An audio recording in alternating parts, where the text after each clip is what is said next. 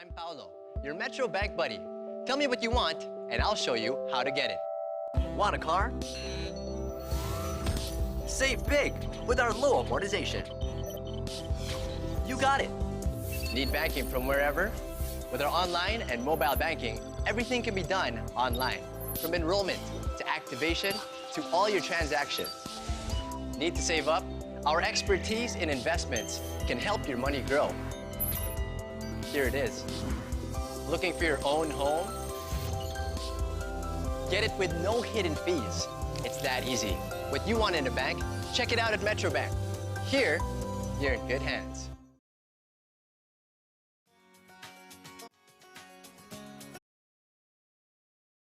What's new at Metro Bank?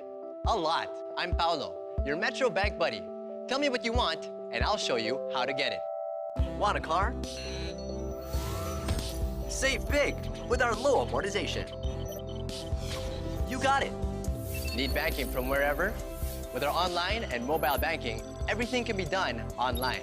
From enrollment to activation to all your transactions. Need to save up? Our expertise in investments can help your money grow. Here it is. Looking for your own home? Get it with no hidden fees. It's that easy. What you want in a bank, check it out at Metro Bank. Here, you're in good hands.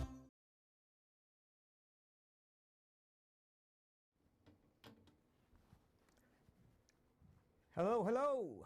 Magandang morning! Nandito na naman tayo sa BFC Channel live sa London. Ito muli ang inyong kaibigan, si Freddy Temple. Today is a special day. Bakit espesyal? Kasi mayroon tayong mga bisita. Tatlong remarkable Pinay, mga magagaling sa kanilang field. So, makakasama at makakapanayan po natin silang lahat ngayon. Nandito rin po sa tabi ko, si Miguel, ang gwapong-gwapo, mula sa BG Trouble. Hey Come guys. on, BG. Biggie Travels in the building. Love to see you guys. Mabuhay Filipinas. Hello to all our OFWs across the world. Nice to see you guys. Today we'll be having over our Deputy Mayor, Cynthia Barker. Sa lahat po ng mga kababayan natin at mga OFWs na nanood, ako po si Councilor Cynthia Barker. Magandang umaga po sa inyong lahat at salamat sa inyo for inviting me today. Alam niyo po, si Ma'am Cynthia, dumating siya dito sa United Kingdom noong mid-80s lang. And could you imagine, after 20 years, where she is now? It's really, really inspiring yung achievements ni Ma'am Cynthia. And yung huling nabasa ko, 2015 lang nung i-filled si Ma'am Cynthia para labanan ang formidable candidates ng Labour Party. And to tell you what, she won resoundingly. Ma'am, pakikwento nga yung laban nyo ng Labour Party noong 2015. Actually, noong 2015, it was an easier campaign kasi very popular ang aming political party at the time. But of course, itong last election, maraming challenges. So, I got involved sa politics sa UK in 2014. I believe lahat tayo may kanya-kanyang calling sa buhay. If you ask me 20 years ago if I would get involved in politics, so I go, no way. But as you mature, na-realize mo, actually, we all have politics in our blood. Lalo na mga Pilipino, nasa dugo talaga natin yung mga political tayo eh. So I had an opportunity to get involved here. Na-invite ako ng Conservative Party to join their party. And then in 2015 general election, I was asked to stand. Pero because I was new in politics, sabi nila, you're not going to win on this election, but we're going to put you in two different places, two different authorities, para the name can spread. So I was assigned as town councillor candidate sa Elstree and Bournemouth, and then sa district, Barra councillor sa Potters Bar. And then of course we campaigned heavily, but luckily I won both seats, which was unusual at the time. So yun yung start ng political journey ko. That's amazing. Yeah. Amazing. You said you were a daughter of an OFW. Ano po ang work ng ma'am nyo noon? At saka ilang taon kayo nung pumunta kayo dito, ma'am? Okay, I think I need to travel back a bit in time kasi hindi pwedeng lahat ng credit sa akin. The truth is, my mother is the hero because she was the one who made all the sacrifices to come to the UK, leave all 5 siblings of us, and then siya yung gabi-gabi umiiyak siya dito kasi I was only 7 years old. Tapos yung kapatid ko, 5, 3, 9, 11. Iniwanan niya lahat para for economic reasons, para mapag-aral. So, nag-sacrifice siya. Ang trabaho niya sa Philippines, she was a elementary school teacher. So, okay naman yung komportable yung buhay niya, namin. Pero lumalaki kami, so kailangan na talaga ng extra income. Hindi kaya ng 2 teachers ng parents ko. Pagdating niya dito, she worked as a nanny for a lady with 4 children. Tapos, nag-sacrifice siya for 4 years hanggang makuha niya yung residency niya. And then, nung makuha na niya yung residency niya, then isa-isa na kami kinuha mga bata. Yeah, that's really, really honorable. For That's overseas true, that's workers true. to go over and make a sacrifice, to sacrifice their life in order to make their children succeed, it's honorable. It's true. And to think, we have 15 million Filipinos living abroad. And most of the Filipinos working abroad, nurses, engineers, or in medical profession. But your chosen field is quite distinctful kasi politics. And to excel in politics to your adopted country is really, really an achievement. Why politics anyway? What brought you to politics? Okay. Did you always like to argue since you were a kid? Was it No. debating class or something like that? Yeah. No way, no way. Actually, mahihain nga ako ng bata. Even now, lumalabas pa rin Yeah. yeah. Mahihain ko actually. If you ask my mother at the time, laging sabi sa amin, don't get involved in politics. Keep your head down, just work hard, prioritize niyo yung pag-aaral niyo, prioritize niyo yung maayos yung buhay niyo. Don't be a burden to the state. So rebellious child more, huh? Very rebellious because you chose something that they didn't really want you to go into. But you could see a bright It's future. UK, man. It's UK. Yeah, In a nice way. in a nice way. Yeah. Well, anyway, you are now Deputy Mayor of Hertzmai, one of the borough here in London. Let me ask you something about Brexit. Ano kaya magiging effect ng Brexit sa ating komunidad ng mga Pilipino? Will it affect our conditions here living in the UK? And what will it brought or effect sa relationship in terms of economy or trade between UK and the Philippines? Maapektuhan po ba yun, ma'am? Ano sa palagay nyo?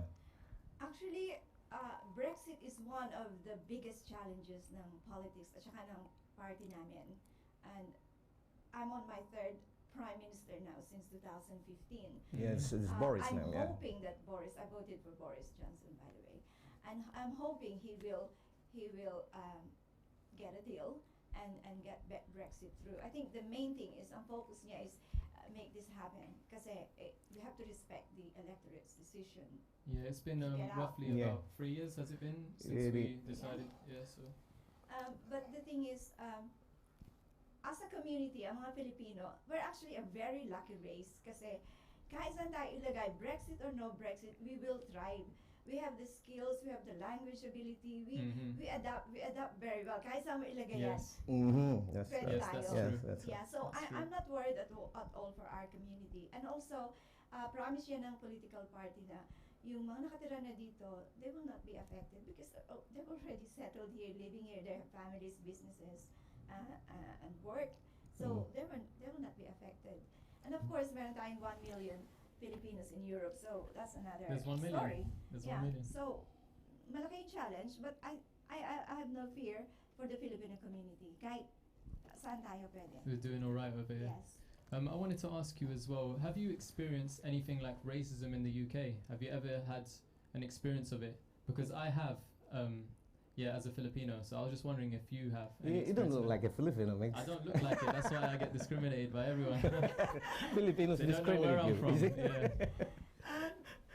In the beginning, actually, is the young ones, mga bata, you know, Yeah. they try and intimidate you. Yeah. But I find that I've always been able to handle it kasi mature na kasi ako. Nung dumating ako dito, I was already in my 20s. Mm-hmm. So, wala na sa akin yan. In fact, yung ibang I don't want to say this, but I must say this because we have to deal with this elephant in Yeah. the room. Mhm. Sometimes yung discrimination comes from our own community also. Sometimes, Yeah. I mean, we're always promoting women. We should be fighting for women. Sometimes the challenge is from fellow women also. So we have to talk about these things. Sometimes we cover up for these things and pretend everything is smooth. Actually, it's still there. Racism, Yeah. Mhm. women fighting against women, and you know, so there's a lot of work still to do. Yeah. But I am lucky kasi when I came into politics in 2015, David Cameron was the Prime Minister. He started engaging women. He wanted more women in politics. So that was the right time to get involved in politics. And then they wanted to reach out to people from ethnic minority background. So yung pagiging Filipino ko was here at the right time. It was my asset in a way. Yeah. So yung accent ko, yung color ko, yung dark hair ko, everything being Filipino was an advantage. And one of the best things about that is you give us a voice. That's the best That's thing. true. You give us a Yeah. voice in those communities where you're the mayor. You give Mhm. us a voice so people can hear us as Filipinos. So yeah, you're doing us very very proudly. Yeah. Very you. proudly. I'm Yeah. certainly one of your fan now. Yeah, Ms. I'm a big fan. Definitely. Thank you. I'm a big fan. You are now you are a member of the ruling party, Conservative Party, deputy mayor now. What's next after this? Do you intend to go higher position or? It's difficult. Prime Minister, come on, hey, Filipino Prime Minister. What we want to make sure is, what I want to make sure is I enjoy my whole journey. Yeah. I have so much, I've been given so much. And my party and my mentors in our group, kasi vice chairman din ako ng political party namin sa Bournemouth, they've given me a lot of opportunities, so I'm embracing all of that. Whatever they give me, I accept, I rise to the challenge, kahit hindi ko alam pag-aaralan ko yan. And then, of course, encourage ko naman mga Filipino community to also get involved. And I think I already have made a difference kasi in 2015, nung first time ako nag-run, isa lang yung Filipino sa Potter's Bar na tumulong sa akin, of course, other than family. But this 2019 May, ang dami ko ng volunteers, which means may awareness na. Mhm. Yeah. Naglalabasan na sila. And I'm very happy with that.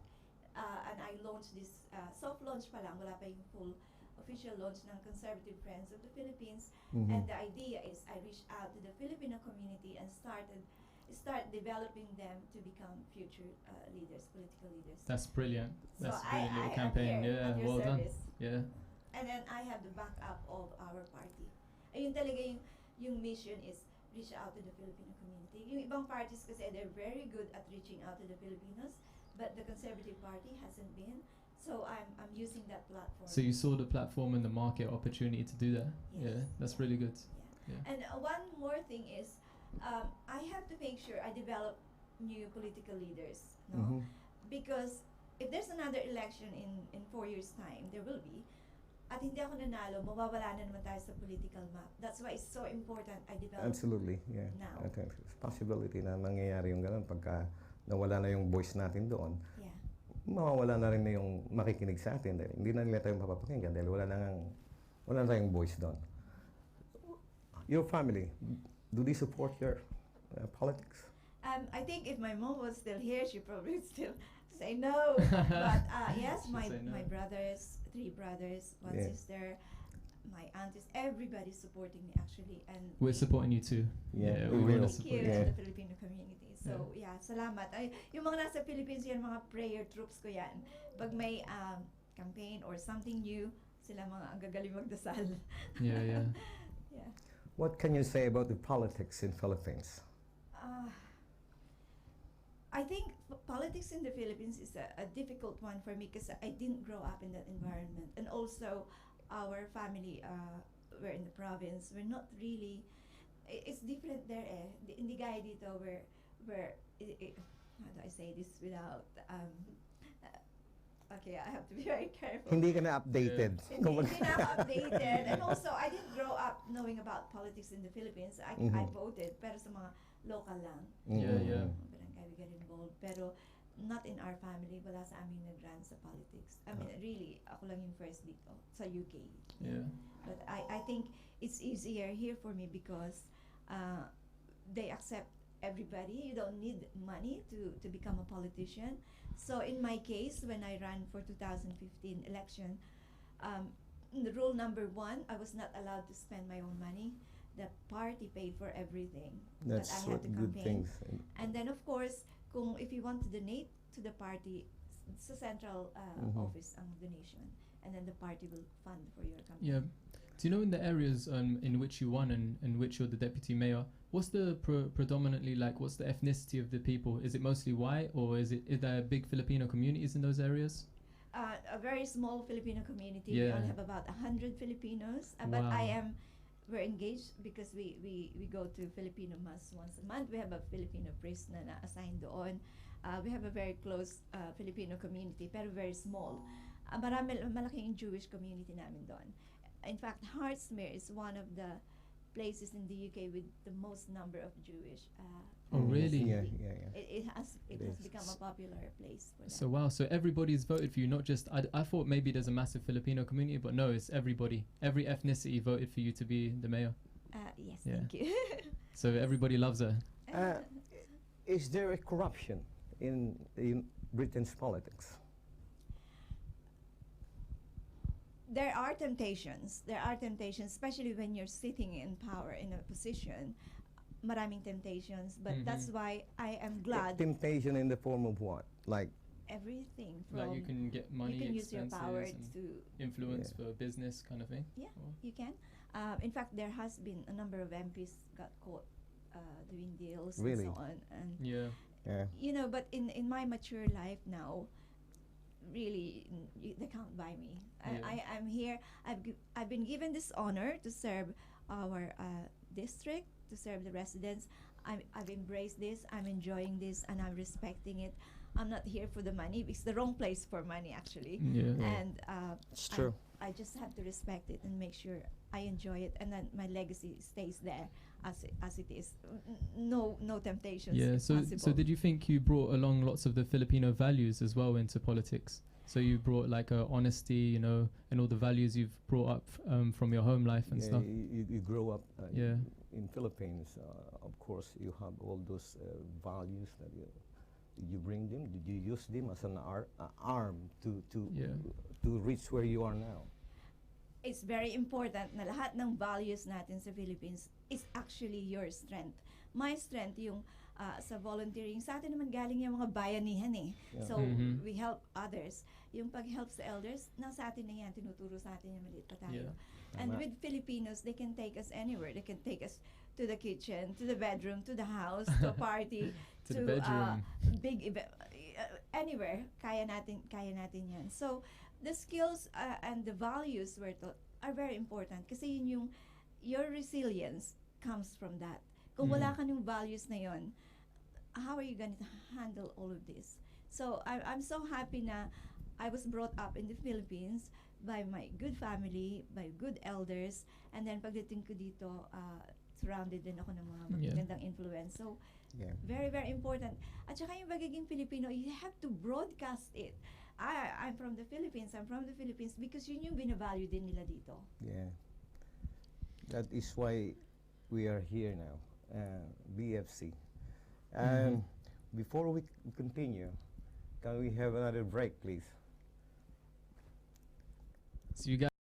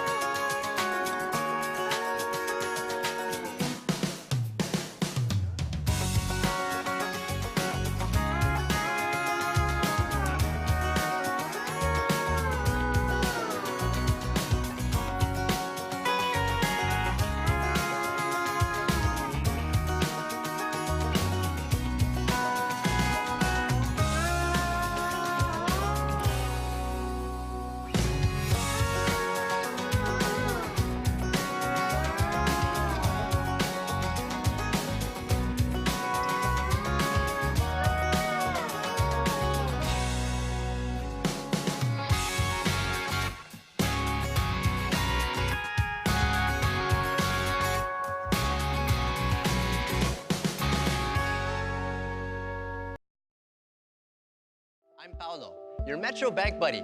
Tell me what you want, and I'll show you how to get it. Want a car? Save big with our low amortization. You got it. Need banking from wherever? With our online and mobile banking, everything can be done online. From enrollment to activation to all your transactions. Need to save up? Our expertise in investments can help your money grow. Here it is. Looking for your own home? Get it with no hidden fees. It's that easy. What you want in a bank, check it out at Metro Bank. Here, you're in good hands.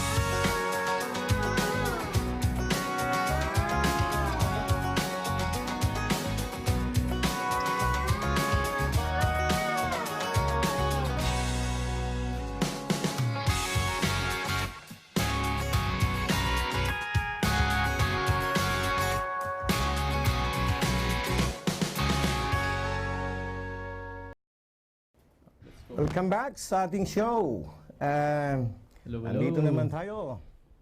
Ang next guest po natin ay isang robotic nurse sa the London Royal Hospital or how does it call? Royal London Hospital. At alam niyo po, kauna-unahang awardee ng OBE Pinay dito sa United Kingdom, si Ma'am Joy Ongcachuy. Welcome to the show, ma'am. Good morning. Thank you very much. Thank you for joining us. Thank you. Salamat. Lovely to have you here. You're a hero in our eyes. You're a hero. We're all heroes. Yeah. I'm just one of the members of the Avengers. No, just a joke. So tell us some story. What happened? yeah, just on for the that people who very don't know night, what happened. Yeah. Yeah. What happened on that particular night when the attack happens in London Bridge? Okay, I'll just give a brief summary of it because I Yeah. didn't know what happened before that and Mm-hmm. in between because I am in the hospital inside the theater. I don't know what's going on outside. I only knew within our theaters. So on the 3rd of June 2017, I was on my regular night shift from 8 o'clock in the evening up to 8 o'clock in the morning the following day. And we just heard that there was an incident outside our hospital, where the Royal London Hospital where I work, and the incident happened at the London Bridge towards Borough Market. And as my routine as a leader on that night shift, I was working. I've checked everything, the instrumentations, the consumables that we have, and as I'm aware that we only have 2 sets of team during the night. So that's my routine as a leader as a coordinator at night. So at 9 o'clock, one of our anesthetists heard that there was an attack in London Bridge. So he warned me already that we might be one of the receiving hospitals of of some of the patients. So I'm aware of it. I roam around the department and check everything, prepared most of our theaters. And when I came back to one of the theaters, I was told that we are declaring a major incident in the hospital. So what I did, I confirmed it to our floor consultant, which is our lead of the night. If we are we allowed to call people at home, like the nurses, healthcares, and ODPs, because To reinforce your resources. Yeah, yeah. Okay. to give us more manpower. It's Yeah, because okay, we can okay. only run 2 theaters. Meanwhile, we only have 1 theater available. If there is coming up, it's because we already have 1 patient on table that night. So I was told that I need to call our colleagues. So I started calling. My colleagues are helping me out. So But in this time, do you know already that it is a terrorist attack? I have no clue yet, but I was told that there is a terrorist attack. Okay. So so then I prepared the department. So we are ready. Most of our colleagues that I called, my colleagues called our other colleagues that they have contacts also. So we made sure that our department is well equipped with everything. Yeah. Did you go out to the incident site to collect injured or? I didn't. I was inside in our department in the operating theaters because I am the coordinator of the night, so I I see. don't need to go out. So patients will come in from A&E, and then from A&E they will be assessed. And if they need to come up to theaters, they have to come up, and they will inform me so that I can get ready of my side. How many injured you received on that night? In A&E, there were loads of patients who came in, but patients who are in our department, there were only 6 patients. 6 in our department, in our theater, 4th floor, and then 1 who came down to IR for some embolization. Is there anyone lose life while No. you're? Fortunately, they're all alive, and Wow. they're That's back on their remarkable. daily. I think that's due to Yeah. the great care you give in the That's hospital fair. as well. That's Well, You're they very were quick. given the best care. Actually, Yeah. it was a 5-star. Wow, The 5 Wow. care star. that they Wow. need. Yeah, yeah. So tell us a bit about the incident. What were the feelings you were experiencing during the time when someone tells you, they phone you up and they tell you there's been a terrorist attack, like we need your help? What were you feeling as soon as you heard that? Well, Still nervous? I wasn't Oh. so nervous. I was calm. Actually, I was told I did very well that night. I didn't panic. You know, I don't panic because if I panic, I won't be able to do my job properly. But then if somebody will call me, there are some, you know, like incident happening outside and they need my help. All I need to do is to focus. I don't want to panic. Otherwise, I won't be able to serve and give the best care for those who needs. Well, terrorist attack happens everywhere. Yeah, they're everywhere. and- And we are aware and we are ready. Yeah, it happens everywhere. But if there are people like you, Joy, I think it can minimize casualties or you know, mababawasan yung mga taong mawawala sa mundo kasi nandun kayo na magkikare sa kanila. Sana dumami ang tulad mo, Joy. Yeah, there will be more because proud. now We're really proud. the of you. numbers of Filipinos who are working in our hospitals are increasing, and we want them to be engaged of what we normally. We Filipinos, we have these qualities in life. It's like an inborn with us that we are caring, we are compassionate to others, and we are hardworking and honest. How do you feel being in line with the famous personalities like David Beckham, Paul McCartney? Oh yeah, celebrity See, na. alam niyo po mga kababayan, ang UBE ay pinagkakaloob lang po yan sa mga taong yung remarkable ang kanilang nagawa Wow. sa lipunan. At ito po, kasama natin dito ngayon si Joy, isang Pinay, kauna-unahang Pinay na nakatanggap ng award. At sino nag-award siya? Si Prince Charles mismo, di ba? Yeah, Prince Charles. Wow, talagang Royalty. You met royalty. nakakabilib talaga. Yung tinatanong ko kanina, anong pakiramdam ng isang Pinay na taga Cagayan de Oro, Kalisayan. Bisaya, pumunta dito sa UK, tapos biglang naging kalay niya si David Beckham, si Paul McCartney, Wow. Sean Connery, Big OBE names. awardee. Jesus Christ.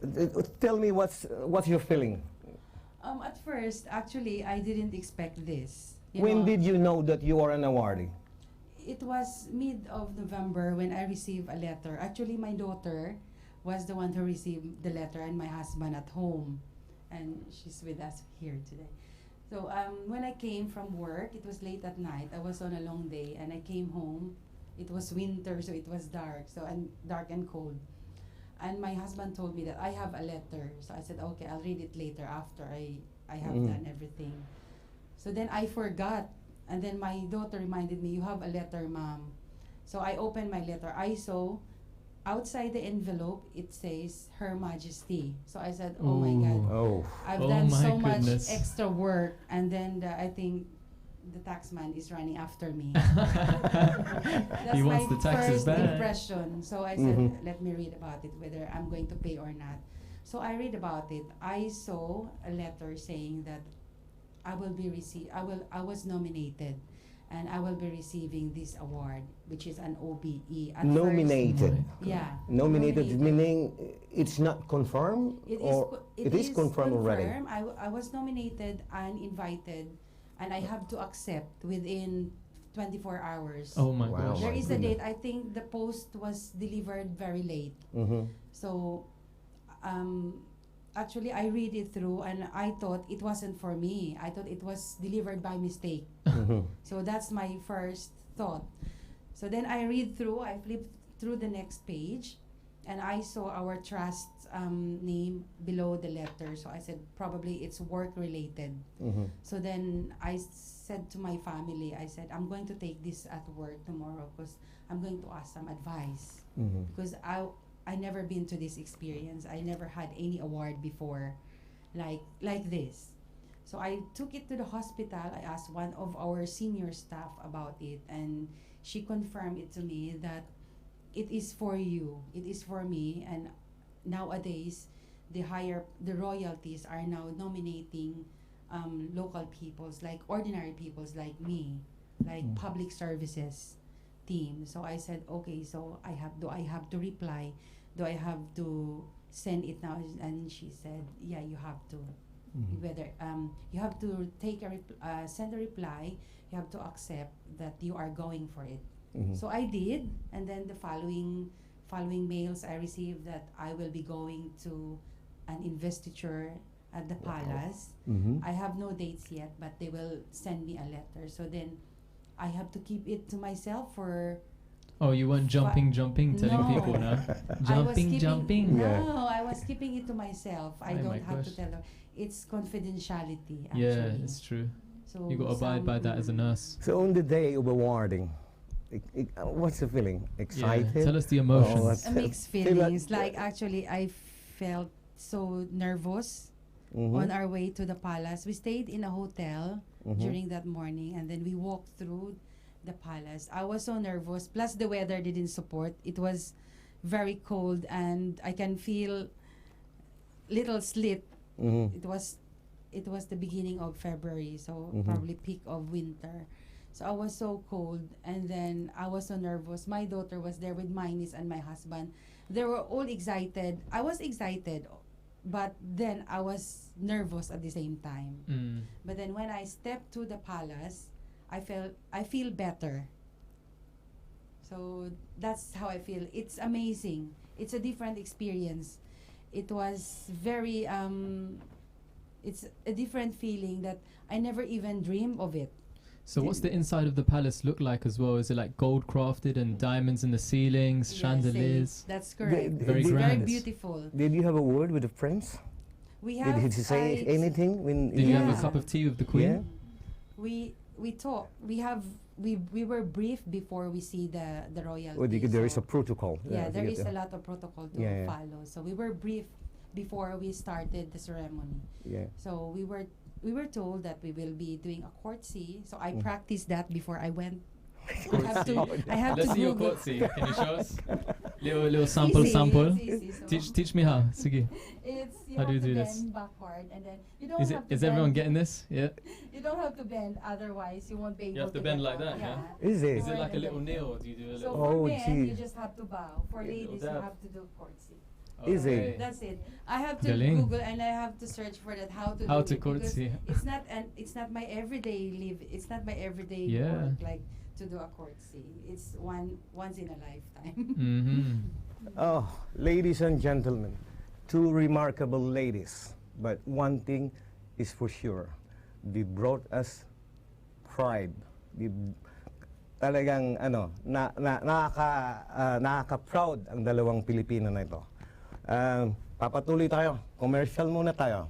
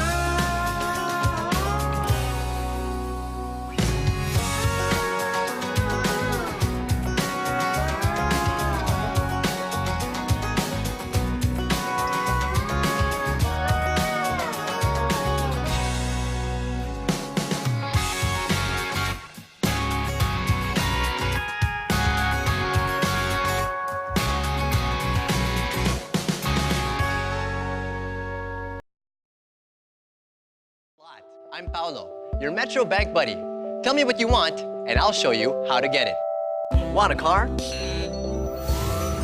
Save big with our low amortization. You got it. Need banking from wherever? With our online and mobile banking, everything can be done online. From enrollment to activation to all your transactions. Need to save up?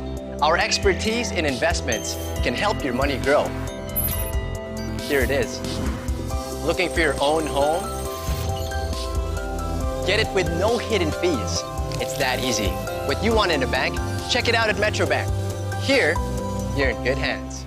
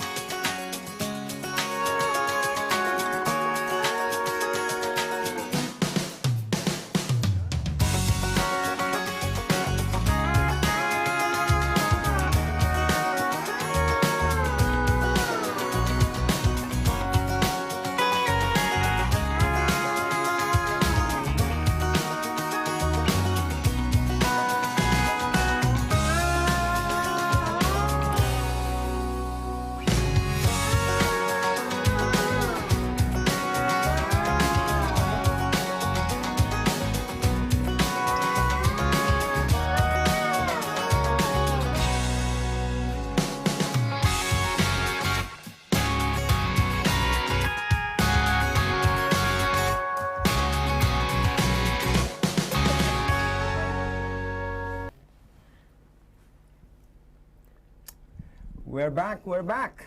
Hello, hello. Yeah, after these two ladies, nandito rin kasama natin. Ako, star to. Napakaganda. Dating star ng Lady Eagles ng Ateneo.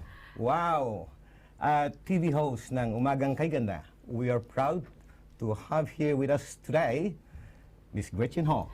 Konnichiwa. Joke. Hello. She said konnichiwa. Hi. It's nice to be Si here. Gretchen, Sir Fred, I've heard so much about you. Oh, thank From you. Marco. I hope they're good. This is my millennial friend. Hello, My nice very to young meet you. millennial friend, Kuya. We're like boys in the Yeah. hoods. And sa totoo lang medyo, hindi ko po alam kung bakit ako nandito dahil nakakahiya naman sa kanilang dalawa. Wala pa akong medalya. Meron ako sa volleyball. Yeah. Yes. Okay. Kumusta yung trip mo sa London? Ang narinig ko, nandito ka sa London to join the London bike ride. Yes. We were here. I was with Kuya Kim Atienza and Zoren Legaspi. Nag-ano kami, Prudential Ride London. Nag-cycle ako ng 73 kilometers around London. 73 kilometers. Yeah, Goodness ang gracious. sarap. Sobrang sarap. At what speed? Ano ba? 30 ba? Wow. Miles per hour. Then Wow. si Kuya Kim, si Zoren, they went for more. They went for 160 kilometers. And nakakaiyak eh. Naiyak ako while doing the bicycle ride. Na-overwhelm ako kasi siguro yung moment, everybody cheering on for you. Tapos, parang pangarap lang kasi yun sa mga siklista to do the Euro ride. Is this the first time for Filipinos to join or no? Is it It's the third year. third year na? But for the past years, we have been sending Philippine athletes, Philippine team athletes to Prudential Ride London. This time lang sila kumuha ng celebrity ambassador. So kami I tatlo see. yon. Tapos, kasi marami rin kami kasama, Philippine media. And you were raising money, was it? You were raising money for clean I was water. raising money for Waves for Water. So, yung organization na yun, they provide water filters for far-flung areas, yung mga nasa bundok, Alright, yung yeah, mga yeah, nasa yeah. dagat, na walang clean water. So, yung water filter na yun, lahat ng tubig tabang, rainwater, can go through that and you can drink it right away. Oh, So wow. it will So go it through creates the solid, process. solid, immediate impact. I see. So the even communities. like the ihi of the rat that may be in the daga water is gonna. You're the first who's gonna try it. Oh, great! I'll be the You test. should come back to the Philippines. You should vlog about it. Vlog yeah? about drinking Yeah, the yeah. daga water. Yeah. Okay. See you if I'm alive, guys. Nah, trust in them. What was I gonna say? This is really important, you know, because I was there one of the years I went back to Philippines and I actually experienced the flood. So what kind of experience have you had? Have you ever been in a flood before where the water comes Ano up nga to ba? like the chest? Well, no classes. Just kidding. Time Well, yeah, not really that one, but I see it on the news quite often. So Yeah. it's a normal occurrence for us to have that Baha. ang Especially lala ng Metro Manila. infrastructure. Yeah. But things are, I think, they're trying to make Things better. things better. So lalo na sa Manila. Better Si drainage Yorme and- Isko, di ba? Yung ginagawa niya with pati sa kasi doon ang pinakamalala ay sa Manila because of Manila Bay. Malapit yung and may reclaimed area doon. So sa Espanya laging baha yung mga estudyante. So it's a constant problem, but there have been a lot of infrastructure work being done. Ngayon lalo na sa panahon ni Digong. Even nung kay Pinoy. Tapos yun nga, kaya nga medyo ngayon, konting tiis lang muna kami. Kasi kami yung panahon na we have to go through that, we have to suffer through that. And so, for the next generation, they're the ones gonna benefit from all the infrastructure. Speaking of suffering, what's crazy is every year when these floods happen in the Philippines, people have to kind of rebuild their homes and rebuild their lives. So I that's see true. it firsthand. But the Filipino heart and the kind of Filipino attitude is so amazing. Literally, although like they could lose so much of their home, I see people still doing inuman in the street. Yeah, so they're there's still Baha, smiling. they got their Inuman, yes. Yeah, everyone's you're smiling never still. gonna take that away from Yeah, Filipinos. Yeah. It's been part of the culture. We're very resilient. Mhm. Sometimes I think too much. Na parang Yeah. nasanay na tayo sa reacting to things instead of preventing. Kasi masyado nga tayong matibay na sa mga ganun. Pero I think we're getting better in terms of disaster response. I think so. Or being able to prepare well for typhoons, for yung mga na-foresee mo na. You used to be at the Lady Eagle in Ateneo. Tinitilian sa kolehiyo. Actually, noon napapanood kita sa TFC. Parang naman. wala lang, ganun. Ngayon, pumasok ka sa media. What brought you to media? What brought me to media? I think it's the platform that we have. Mhm. Na nakita ko kasi na, kumbaga parang kung sayang naman yung binigay sa amin na opportunity na voice, same thing, voice din, na makapag-inspire, influence ng mga tao in a different way. And yung media, ang pinaka-love ko about my job is that I get to give a spotlight to the stories of the people most. Like, for example, mga athletes na walang support, Yes. mga Yeah, that's unsung heroes, That's true. mga people behind the scenes, who also have inspiring stories. Kasi para ako, ang mission ko sa news, happy news ambassador ako eh. So ako yung good news. Di ba lagi na lang bad news? We look at the news and it's all about crime, about you know what politics, a lot of bickering. Ako yung happy spot na I try to inject joy, inspiration, hope That's for brilliant. Filipinos. So That's that's my brilliant. mission on TV. Last 2 months ago, may controversy na lumabas. Which one? Joke lang. Always in controversy, di ba? Nagpalabas ang Malacanang ng Matrix. Okay. That matrix consists of some names. Some names with the plan to ouster the president. And the list of names includes yours. Reaction? Reaction. Ano nga ba? Why your name is there? Natawa ako na nagulat na natuliro. Kasi just the night before that was released, I was in Malacanang naman for a dinner. Tapos lumabas din yung photos and the same hour, and people were saying na DDS ako. Tapos the other side was saying naman na dilawan ako. So ano ba talaga? Diba? It's confusing. And for me, ang stand ko kasi doon, hindi ako naniniwala sa kulay. Hindi ako naniniwala sa red or yellow. I don't believe in being fully loyal to a politician. I believe in being loyal to principles and values. Kung ano yung tingin ko, yung mga tinataguyod kong values, doon ako. Kumbaga parang lahat ng politician dapat may checks and balances. Walang anybody who's totally perfect, di ba?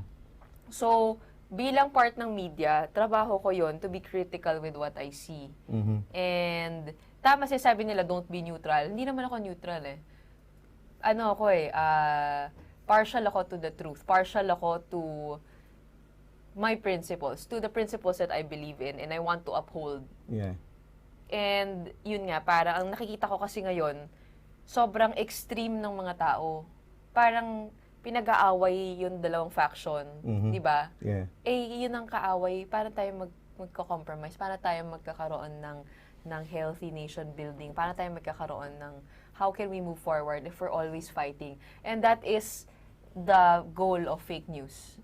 Disinformation, lahat na nangyayari online, the goal is to sow hatred among people. Correct. To divide us and then to conquer. That's the goal. So that's why I was there making a stand na we should open our minds before we make decisions, before we have to say something. You see that, people? Narinig nyo yan? Sabi, galing kay Miss Gretchen, ho. Don't just believe what you hear. Sobrang bilis na ngayon gumawa ng fake news. Social media Really. is destructive sometimes. Not sometimes, many times. Many times now. Well, by the way, you had a dinner in Malacanang. Yes. Did you have a word with the president? Nakamayan ko lang siya. So, nung Did he ask you about na-invite- the metrics? Hindi nga po eh. Parang after kasi yun eh. Yung Oh, I Matrix see. after Yeah. lumabas. Feeling ko nagkalituhan din sila eh. Binawi kasi ng Malacanang, they retracted the Matrix and they said, fina-follow lang daw ako ni Rodel Jaime. Ako at saka si Heidelin Diaz. I see. So, fan pala namin yun. Diba? So, ang bilis lang kasi maglabas ng pangalan. Ang bilis lang din siraan whoever. And people will believe it. If you repeat it enough times, people will believe it. And they will believe what they want to believe. So, ganyan na yung panahon ngayon. Medyo delikado na. Kailangan natin suriin bago natin paniwalaan. Anything under the sun. I'm not talking about any side. I'm just talking about everything in general. Do you plan to go movies, film? Movies. I did already once. What's I did, but what it was a movie? reporter role. So I was Oh, very... okay. I So was a you're natural. Natural element, diba? Pero sana, hopefully, gusto ko action eh. Talaga? Yeah. If, offer sa'yo, okay, Gretchen, I want you to do this movie with Robin Padilla. Or Pwede you know, naman. Pwede, basta action. kung Martin. Tsaka walang halikan. Medyo, reserved yan. Oh gosh. So, Oh, what God. was I going to say? On a deeper note, I wanted to ask you, what do you think is your God-given purpose on Earth? Oh, wow. It's a deep We one, go guys. deep. We're going deep today. My God-given purpose on earth, it's different for all of us. Mm-hmm. We all have our place in the world. But for me, I think it's really being able to reach my maximum potential as a person and be able to help others do the same. The young ones. Yeah. I mean, I've seen a lot of people not able to reach their full potential because of self-doubt, lack of confidence, because true, of that's people true. trying to put them down, because of all the burden that they have. Hindi Yeah, nila yeah. alam how to work through their issues. So, it's my calling, I feel like, to be able to activate somebody and make that person follow her dreams as well. So that's why I'm super active when it comes to all that I do in life. Because I feel like when I do that, when I post about things, I do a lot of things. I've ridden on top of an airplane. Hey, bucket list. Every day I'm out on an adventure for the morning show. I've gone to a lot of places, traveled everywhere. And I do that because I want also the young ones to know that There's more to life. there's more to life. There's They're more not to life, limited by their box or their space or Correct. the Yeah. place that they grew up in. Yeah. Yeah, or even the people. Kayang-kaya. Like, for example, Sir Freddy. Yeah, Yeah. we just Exploring need to more of believe. life. Yeah, you just need to believe in yourself. Yes. We- So I feel like that's my calling. And be able to give glory to God. Yeah. Yeah. So is there any pain you've been through or struggle, times you didn't think you'd make it, that motivate you to go forward in life? Pain? I will guess one. I've been through a lot of pain. Oh no, heartbreak. Pain. Who's the heartbreaker? Sino siya? Injuries and just kidding. Oh no. A lot of pain because Mm. as a public figure, we go through public scrutiny a lot. Like Yeah. for any simple thing, little thing that we do, it's like we can't commit mistakes. Parang lagi kami under a microscope. And I've been under that ever since I was young, diba? When I was in college. And I've grown so much stronger. I know how to deal with it. I know what's real and what's not. And I know how to face it, face That's the really heat. good. Yeah. I know how to stand up, take accountability for what I say, and to say sorry if I'm wrong. And that's why I'm super strong now. Because I've gone through so much. Name it. I've lost games. I've fallen from my bike. I've gone through heartbreak. I've lahat yan, pati problems with family, problems with everything talaga. Ang dami ko na napagdaanan. That's why, yun nga, I can empathize with so many people. When I see them, I want to help them and tell them, kayang-kaya nyo din yan. Kasi face lang yan. Yeah, so we have loads of OFWs watching us today. If you have a special message to give to them, to inspire them with hope, to tell them, that what they're doing is right, because they make big sacrifices for their family. Well, I can understand to all our kapamilya OFWs, I can really, really understand all the hard work that you're going through, all the sacrifices that you're making for family, for a better life, for the dreams of others in your life to come true. Siguro message ko for everyone, good job. Good job to all of you. You're doing well just by being there, by making the big sacrifice.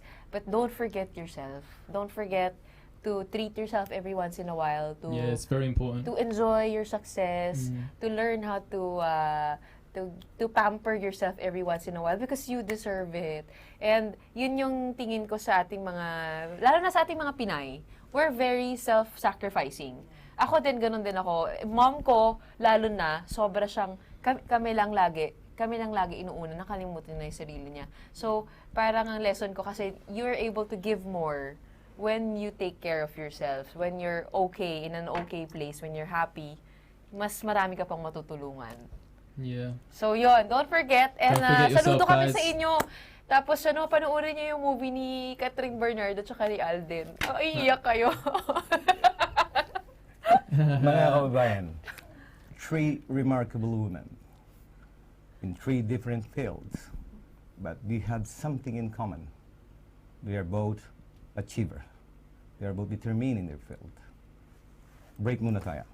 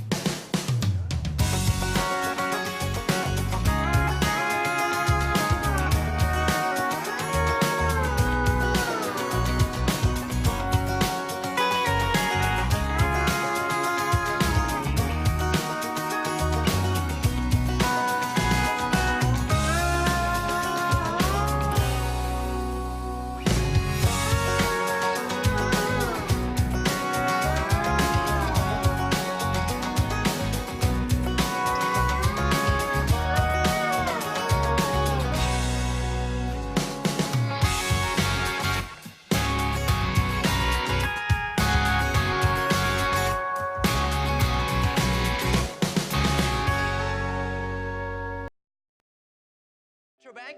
A lot. I'm Paolo, your Metro Bank buddy. Tell me what you want, and I'll show you how to get it. Want a car? Save big with our low amortization. You got it. Need banking from wherever? With our online and mobile banking, everything can be done online. From enrollment to activation to all your transactions. Need to save up? Our expertise in investments can help your money grow. Here it is. Looking for your own home? Get it with no hidden fees. It's that easy. What you want in a bank, check it out at Metro Bank. Here, you're in good hands.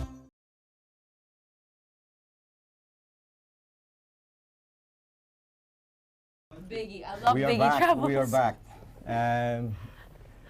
Before we end the show, any more questions, Mix, to our guests? I had a few more. I just wanted to ask some light questions just to see. Yeah, go on. What's the best thing about being Filipino? Best thing about being Filipino. I want to answer from all three of you Sige. guys. Yes. Yeah. Ay, kaya po muna What is ako the na lang best ulit. thing about being Filipino? Being Filipino, the best thing Yep. is the culture. The culture. Culture and values. Plus the food. That's it. Oh yeah. Oh, give it the mic. Yeah. Sa inyo. Everything you said, Joy. And of course, here in the West, everything about the color, the look, our graciousness, and the values we bring into the table, and our adaptability. Yeah, very proud. Yes. Perseverance. Perseverance. Yeah. Sa akin naman, our smiles. Wow. The best thing about being Filipino is that we love to laugh. We love being happy. Yeah. No matter the occasion, no Yeah. matter the situation, we're happy people, and we bring that happiness into everybody's life. She took my answer. I was gonna say happiness.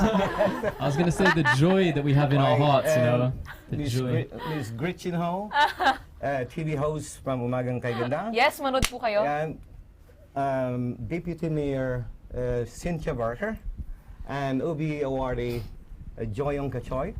It was an honor to have you in this show. And Thank a you great guys. pleasure actually. Salamat. And maraming salamat sa inyo at sana maulit muli.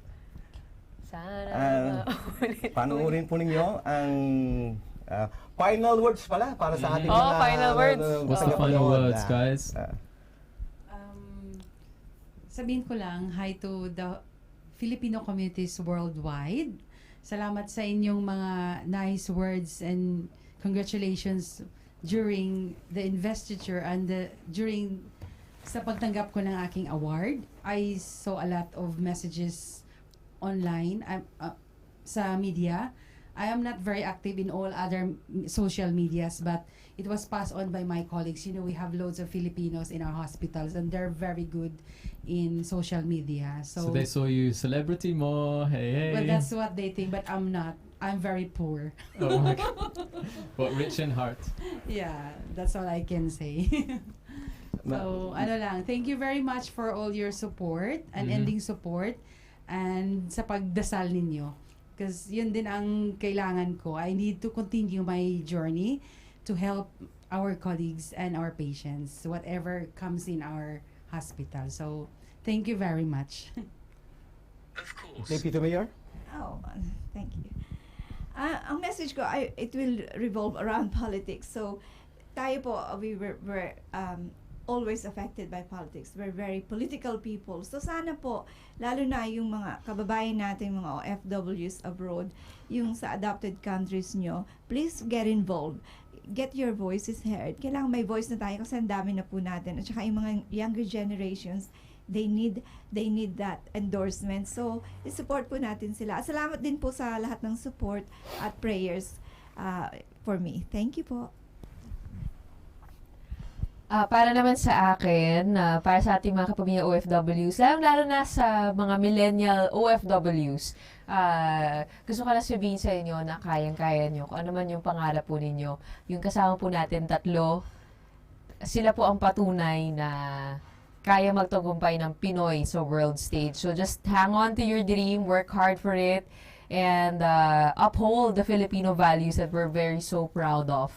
And I'm sure na malayo mararating ninyo. Don't forget to come back to the Philippines every once in a while because, you know, we appreciate you so you remember also, di ba? See you there next week. Oo. Yeah. And sa mga kapamilya natin OFW, maraming salamat. Thank you so much for always tuning in and watching TFC. Umagang kay ganda. So every 4:55 in the morning hanggang 8 a.m. Hindi ko alam kung anong oras yun sa mga parte ng mundo. Pero marami po nanonood sa inyo. Maraming salamat sa pagtangkilik. Lahat po ng adventures ko, food, travel, places, businesses, you can watch there. Or on my Facebook, at Gretchen Ongho, Twitter, Instagram, at Gretchen Ho. So follow me and let's get in touch. Hope to see you guys kasi I'm going to Ireland naman on Friday. And I'll be in London until the 15th. Is there any Irish Pinays in the live stream? Throw your hands up. Before We're I gonna see forget you. pala, gusto kong batiin, mayroong gustong magpabati sa atin, yung mga kababayan natin, yung mga viewers natin dyan sa Hong Kong. Yes! Hey. Kaibigan, hello! Mga kababayan natin OFW sa Middle East, sa Dubai. Special mention kay Dalin Smehia, nagpapabati yan. Tsaka si Sunny Biernes to Dereche. At siyempre, babatiin ko yung paboritong lugar yan sa Pangasinan. See you next week. Yay! Mga Uwe! member natin ng BNP. May nagsabi dito, Sir, pabati naman, pa-shout out kay Miss Gretchen, pabati ang BNP. Ano naman Hello yung, po, BNP. Sino po yun? Yung BNP, samahan po group po yan ng mga kwan sa lugar namin. So, mga BNP family members, hi daw mula kay Ma'am Gretchen Ho. Ito po ang inyong Kuya Freddy. Muling nagpapasalamat at nagpupugay. Maraming salamat sa inyong panonood.